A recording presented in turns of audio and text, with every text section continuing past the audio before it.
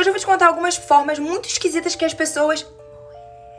Tô falando assim porque eu não quero que o TikTok me bana de novo. Enfim, o menino que tava na faculdade tava andando normalmente na rua um dia, quando um helicóptero perdeu o controle e caiu exatamente em cima dele. O dia de sorte tava ali. Aí você me pergunta, Fernanda, como é que ele não ouviu nada? Como é que ele não ouviu o barulho do helicóptero?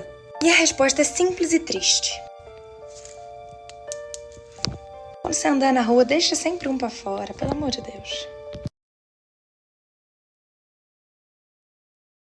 Oi! Essa é a história sobre as primeiras palavras. Então, tinha uma mãe que odiava a sua filha.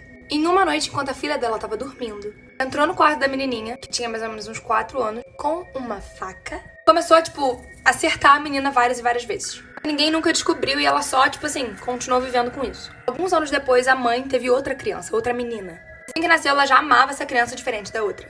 Um ano depois, a mãe e a filha estavam vendo TV. A filha pareceu que tava, indo falar as primeiras palavras dela. A mãe tava super animada, esperando o que a criança ia falar. Mas quando as palavras saíram da boca da filha, as primeiras palavras, ficou aterrorizada. A criança disse, mãe, por que você me matou? Eu te amava. Oi, vim mostrar um vídeo pra vocês. Que pode ser apenas um menininho andando pela igreja às 3 da manhã, o que fica um pouco esquisito, ou pode ser um fantasma. Mas por que pode ser um fantasma? Enfim, fica só olhando na hora que ele sair de cena. Tudo lindo, tranquilo. Ele passa, de boa. Agora aqui. Ele dá uma sumida, você consegue perceber? Olha esse final, olha isso aqui. Pode ser só a câmera dando um bug? Pode. Pode ser um fantasma? Pode. Mas eu quero saber a sua opinião. Deixa aqui nos comentários o que você acha que é. Lembrando que isso é uma teoria.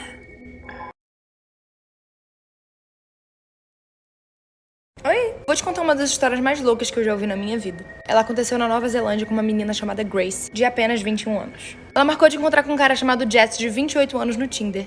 E o crime aconteceu em dezembro de 2018. Foi condenado a 17 anos de prisão, então ele ainda tá preso. Vou te mostrar um vídeo agora que eu peguei em outro TikTok, então vê aí. Aquele foi o último vídeo dela viva e ela tá aqui dentro. Ele confessou à polícia que enforcou ela e depositou os restos mortais dentro dessa mala. E ele depois enterrou essa mala numa floresta.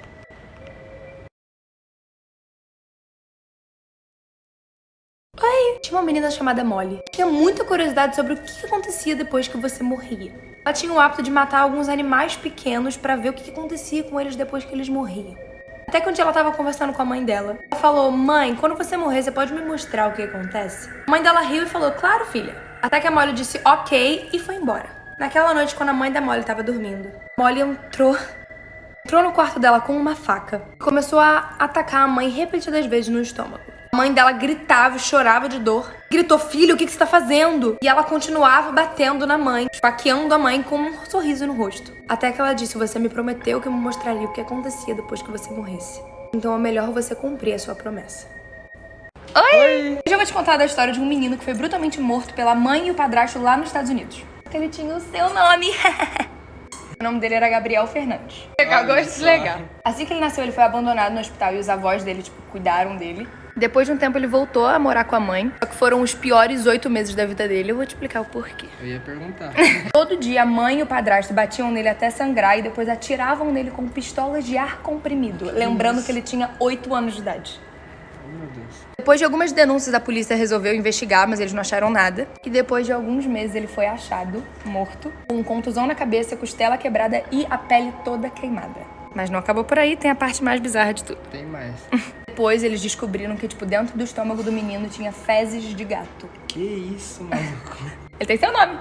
Gabriel? É. Ai, Gabriel. Oi, hoje eu vim contar pra vocês uma coisa que nem eu sabia e eu descobri e eu tô chocada. Vi esse menino aqui falando, então vim falar. Vocês sabiam que em 2009, a Argentina não tinha literalmente nenhum, mas nenhum caso de dengue? Vocês lembram que aqui no Brasil tava tendo um surto de dengue? Inclusive meu avô pegou dengue. Enfim, na Argentina não tinha ninguém. Aí os brasileiros resolveram fazer isso aqui. Isso aqui, a dengue vai se proliferar em 2 palitos. Eles resolveram jogar em uma das fontes de água da Argentina água com larva do mosquito da dengue. Uma semana depois já tava tendo surto de dengue lá na Argentina, levando a óbitos. Então, o Pânico na Band foi responsável por mortes de várias pessoas, porque eles tiveram a brilhante ideia de jogar larva de dengue na água. E ninguém foi preso. Isso pra mim é que não vai. Por que e pra quê? Vocês sabiam disso? Me conta aqui nos comentários.